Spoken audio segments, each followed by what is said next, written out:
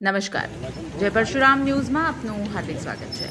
ઐતિહાસિક દર્ભાવતી નગરી બની વિધર્મીઓની નગરી। દર્ભાવતી નગરીમાં 4 ઐતિહાસિક કિલ્લા આવેલા છે અને એની વચ્ચે દર્ભાવતી નગરી આવેલી છે। ત્યારે સરકારી બાબુ આરએનબી પીડબ્લ્યુડી મામલતદાર પ્રાંત કચેરી ડભોઈ ને તારીખ 8/4/2026ના રોજ અશાંત ધારાને લગતા આવેદનપત્ર સોસાયટીના રહીશોએ આપેલ હતા।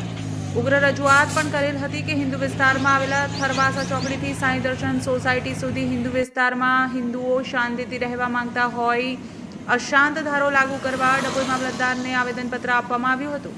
સાંઈ દર્શન સોસાયટીના મેઇન ગેટની બાજુમાં તેમજ ગેટની સામે હનીફ ખત્રી નામના બોડેલીના બિલ્ડર તેમજ શિવ કોમ્પ્લેક્સ મુસ્લિમ બિલ્ડર દ્વારા બનાવવામાં આવેલ કોમ્પ્લેક્સમાં મકાન તેમજ દુકાન વેચાણ ન આપવા સાંઈ દર્શન સોસાયટીના રહીશો દ્વારા ડભોઈ મામલતદારને આવેદનપત્ર આપવામાં આવ્યું હતું।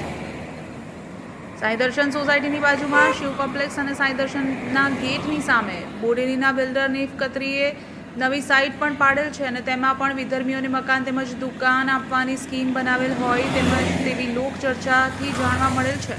અને સાંઈ દર્શન સોસાયટીમાં તમામ હિન્દુઓ રહેતા હોય મુસ્લિમ લોકો ત્યાં ઈંડાની લારી નોનવેજની હોટલ વગેરે ખોલતા તમામ હિન્દુઓની ધાર્મિક લાગણી દુભાય તેમ છે। સાંઈ દર્શન સોસાયટીમાં આવેલ હિન્દુ વિસ્તારમાં મુસ્લિમો મકાન તેમજ દુકાન વેચાણ રાખશે તો ધીરે ધીરે એક પછી એક બીજા મુસ્લિમો મકાન તેમજ દુકાન વેચાણ રાખશે। ત્યારે દર્ભાવતી નગરી 4 ઐતિહાસિક કિલ્લાઓને વિધર્મી પાકિસ્તાન બનાવે તેવો આમ જનતામાં ચર્ચાનો વિષય બન્યો છે।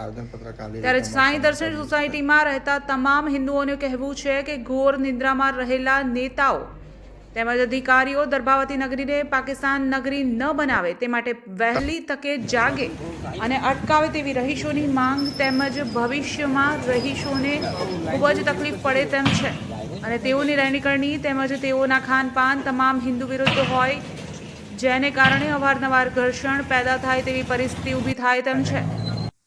જ્યારે ડભોઈના નેતા સોશિયલ મીડિયા પર જણાવે છે કે જે વ્યક્તિ જય શ્રી રામ ના બોલે તેનું જય શ્રી રામ કરી દેવું। ત્યારે અશાંત ધારાના નિયમ વિરુદ્ધ દર્ભાવતી નગરીમાં કોમ્પ્લેક્સ અને સોસાયટીઓ વિધર્મીઓ બનાવી રહ્યા છે તે કોના આશીર્વાદથી?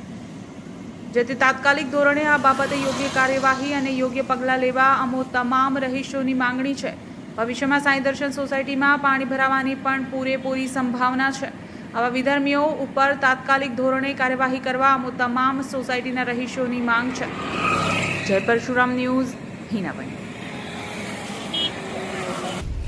આજ રોજ અમે સાંઈ દર્શન સોસાયટી થરવાસા ચોકડી ના સર્વે નાગરિકો મામલતદાર સાહેબ પદને આવેદનપત્ર આપ્યા હતા, જેથી જેમ આજુબાજુ ડભોઈની દરેક ભાગોળની બહાર વિધર્મીઓ દ્વારા જે સાઈડો પાડવામાં આવે છે તેમજ આજ રોજ એક જ સોસાયટી બાકી હતી, એક જ રસ્તો બાકી હતો જે કરજણ રોડ સિનોર ચોકડીથી ત્યાં પણ 2 સાઈડ નવી ચાલુ કરવામાં આવી છે।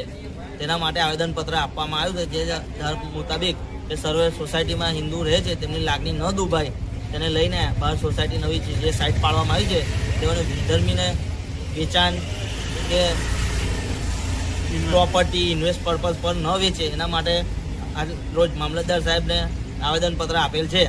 તેમજ દરેક બાજુ આ આરએનબીનો રોડ જાય છે એની બાજુમાં પાણીની કાસ જાય છે તે પણ વારંવાર પૂરી દેવામાં આવે છે। એટલે આ જે બિલ્ડરો છે તે કોની દેન પર આટલા બધા કૂદી રહ્યા છે એ કંઈ ખબર પડતી નથી, કેમ કે હમણાં ગયા અઠવાડિયા પ્રમાણે આરએનબીનું મશીન આવી ત્યાં કાસ પાડી તો આજની મિનિટે કાસ પૂરી દેવામાં આવી છે। હવે આટલું બધું કયા અધિકારી એમને સપોર્ટ કરી રહ્યા છે એ કંઈ ખબર પડેલ નથી। તેમ આજે પણ ફરી આરએનબીમાં અરજી આપવા જવાના છે અને તેમને પણ આગળ અમે સીએમઓ ઓફિસ લગીન બી આની અરજી કરીશું। ભારત માતા કી જય। ભારત માતા કી જય।